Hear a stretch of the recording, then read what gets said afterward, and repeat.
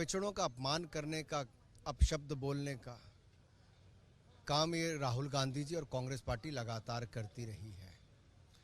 इनके काले कारनामे, अब काले कपड़े, ये काले जादू तक जाने वाले हैं, क्योंकि काले कारनामे छिप नहीं पाएंगे। सवाल ये खड़ा होता है कि आखिरकार क्या कांग्रेस ने कोर्ट को भी मानना बंद कर दिया है? अहंकार इतना ज्यादा राहुल गांधी जी का है कि वो पिछड़े समाज से माफी तो नहीं मांगी, कोर्ट में भी माफी नहीं मांगी, कोर्ट का जब आदेश आ गया तो उसको भी मानने के लिए तैयार नहीं है। ये आदेश कोर्ट का है, स्पीकर को तो केवल उस पर पुष्टि करनी है। जिस समय आदेश आया उसी समय से उनकी मेंबरशिप चले गई, सदस्यता चले गई। अब ये नौटंकी किसके लिए है?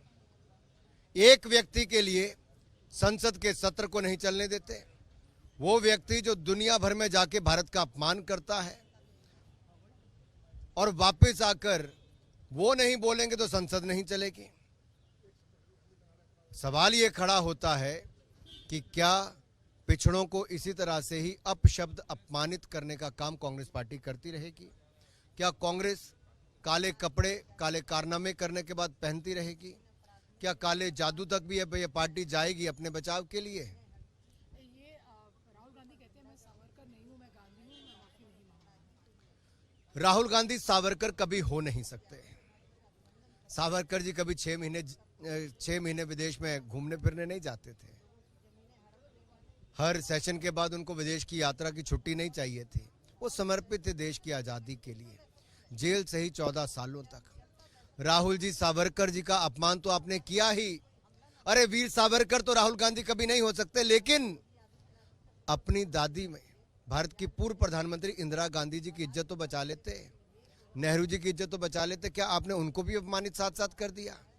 अरे 1970 में डाक टिकट आपकी ही सरकार के समय जारी की ही। 1983 में इंदिरा गांधी जी ही प्रधानमंत्री थी जब फिल्म डिवीजन ने सावरकर जी की जयंती पर एक फिल्म 40 मिनट से ज्यादा की रिलीज की थी। इंदिरा गांधी जी ने पत्र लिखकर सावरकर जी के योगदान के बारे में कहा था। राहुल गांधी जी, आप देश में तो किसी को नहीं मानते, कम से कम अपने ही परिवार के, अपनी दादी और उनके पिता यानी कि पंडित नेहरू और इंदिरा गांधी जी को तो कम से कम इज्जत रख लेते। आखिरी सवाल है, प्रियंका गांधी वाड्रा कहती कि प्रधानमंत्री और बीजेपी को उनको परिवारवाद के ऊपर लेक्चर नहीं दीजिए, प्रभु राम की परिवारवाद। हे प्रभु, यही दिन देखना भारत के लिए रह गया था कि एक परिवार जो अपने आप को इस दुनिया के सबसे बड़े लोकतंत्र भारत से ऊपर समझता है, इस संसद से ऊपर समझता है, देश से ऊपर समझता है, आज वो अपनी तुलना भगवान राम के साथ, उनके परिवार के साथ करते हैं। इससे बड़ा दुर्भाग्य देश के लिए क्या होगा? और इससे ज्यादा अहंकार, ये जो अहंकार है भाई बहन में, ये इससे ज्यादा क्या होगा? ये तो देश देख रहा है। जिन्होंने देश को नहीं छोड़ा, बाकियों को नहीं छोड़ा, अब भगवान राम को भी नहीं छोड़ा।